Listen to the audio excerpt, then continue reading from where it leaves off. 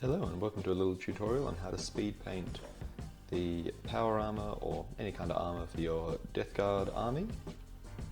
Today I won't be covering the trim or effects or anything like that, it'll just be the main armor tone itself. So we've just started with a white undercoat here, any kind of white undercoat will do, and just through the airbrush I'm spraying some Liquitex sap green ink from below. It's important that you use inks here because if you use a paint instead of an ink it will dry completely solid and the technique won't work, which you'll see soon enough.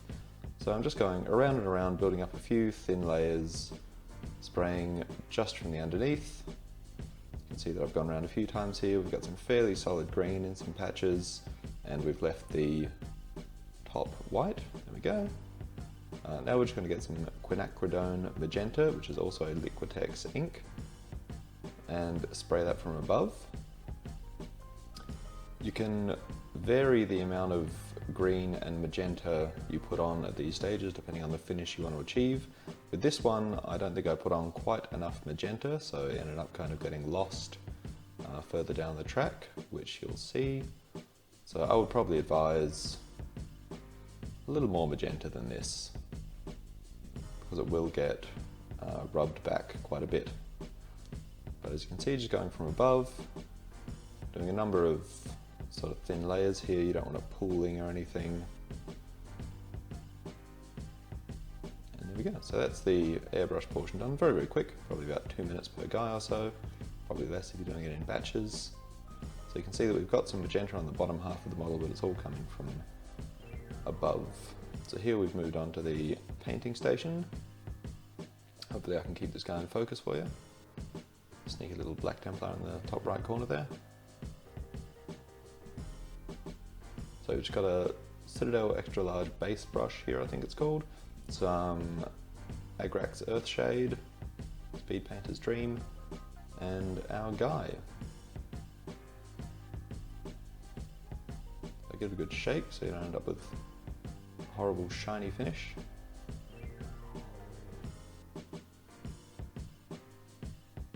And the idea is, to start with, definitely wear a glove, unless you want to look like a bit of a grub.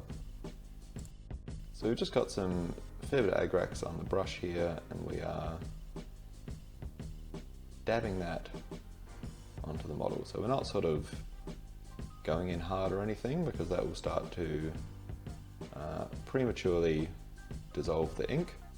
That's why we've used an ink here, is that it can be dissolved when and where we want it to be, and that will give us some interesting contrast when we go in. Start using this technique.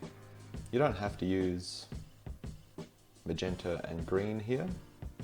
You can almost use any two inks that you want, except this works best because magenta and green are basically on opposite ends of the color spectrum. They end up making what's called a chromatic black, and they mix together.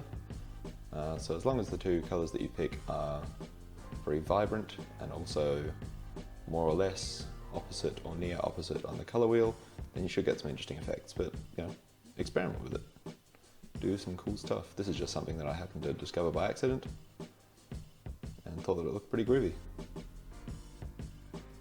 As you can see, I'm just dabbing in the Agrax here, being fairly careful, and you can sort of see it's already rubbing off the ink in some areas, but it's sort of leaving a bit of a stain, and it's also leaving a bit more vibrancy in the recesses and in the areas where the brush hasn't really rubbed it off.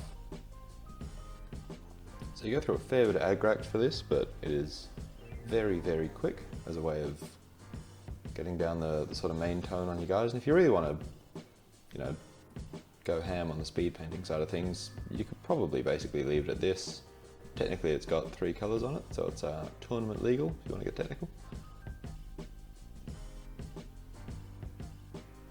But you want to work relatively quickly at this point as well, because once the Agrax has dried, you can't do anything else with it. So you sort of get one shot at this, so you want to be racing through it pretty quickly.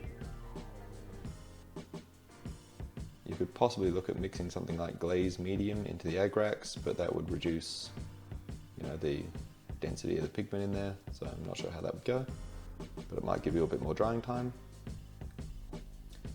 And you can see here that as we sort of pass the brush back over, it's rubbing the ink off the extremities and sort of leaving this cool kind of gradient going up to an almost white from green below and magenta above. So just go through and you can pick a direction, you can do this as sort of a lighting effect, or you can just kind of go all over. I kind of go all over a bit.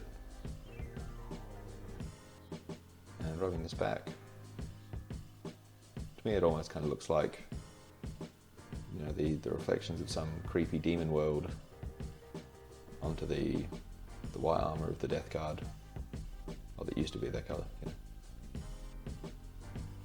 So here we're just going around, rubbing it back. Don't push too hard with a brush or anything, otherwise you'll get into the recesses, wash out all the ink, and then you'll still have a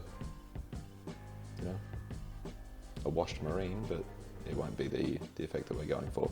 So you can see on that backpack in particular there, it's sort of green from below, going into white in the middle, and up to magenta from the top, which is kind of exactly what we're going for. It's really satisfying to do this as well. It's an awful lot of fun. Like I say, I use the Liquitex inks for this. I haven't tried it with other brands of ink. I imagine it would work. I think it's just the medium in acrylic paint that sets hard and stops it being as water soluble, whereas I don't think that ink has any medium in it. I don't know, I'm not a scientist. I'm not that kind of scientist anyway. But yeah, feel free to experiment, see what happens. Like I say, this was a bit of a happy accident for me. I didn't realise that the inks would rub off the first time I did this, so I thought it looked pretty cool.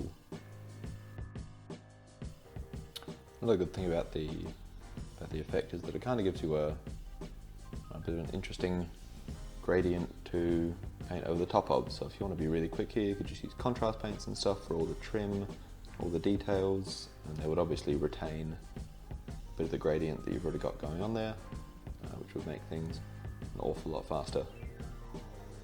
So what you want to do now is make sure there's no huge puddles around, although big puddles look kind of grimy. Death Guard are pretty grimy, so it works. And there you go, just leave it to dry.